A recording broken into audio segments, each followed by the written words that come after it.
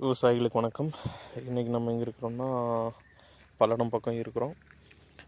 இன்றைக்கி நம்ம எந்த விஷயத்தை பற்றி பார்க்க போகிறோம்னா, இப்போ நீங்கள் பார்த்துட்ருக்கக்கூடிய செடிகள் வந்துட்டு பார்த்திங்கன்னா நல்லாவே உங்களுக்கு தெரியும், காய்களானது நல்லா இருக்குது.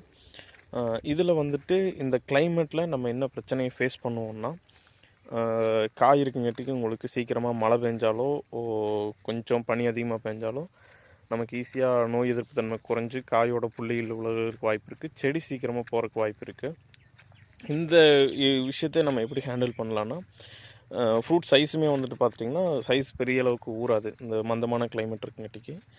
அதனால் நம்ம என்ன ஸ்ப்ரேயிங் இலைவெளியே என்ன கொடுக்கலான்னா, காய் சீக்கிரமாக ஊறி வர்றதுக்கும், காய் சீக்கிரமாக ஊறி அந்த காய் எடுத்தாலே நமக்கு செடியோட கெடுதல் வந்துட்டு கொஞ்சம் கம்மியாகும்.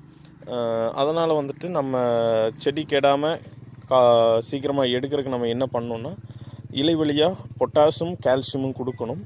அப்படி இலைவெளியாக பொட்டாசியம் கால்சியம் கொடுக்கும்போது செடிக்கு வந்துட்டு நல்லாவே ஒரு நோய் எதிர்ப்பு தன்மையும் கிடைக்கும். ப்ளஸ் வந்துட்டு காயும் சீக்கிரமாக ஊறும். காய் சீக்கிரமாக ஊறும்போது நமக்கு ஈஸியாக தளவும் வரும், செடியும் சீக்கிரமாக கெடாது.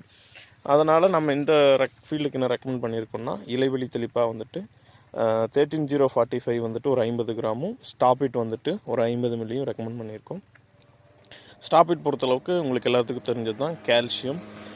இந்த செடிகளில் வந்துட்டு மழை காலங்களில் எப்போவுமே கால்சியமானது வந்துட்டு மண்ணிலிருந்து மேலே செடிக்கு மூவ் ஆகாது.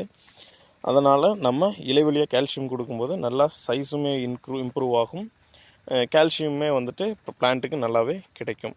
இது போல் மேலும் பல தகவல்களுக்கு புதிய விவசாயம் யூடியூப் சேனலை ஃபாலோ பண்ணுங்கள். இது யாருக்கு தேவைப்படுமோ ஷேர் பண்ணுங்கள்.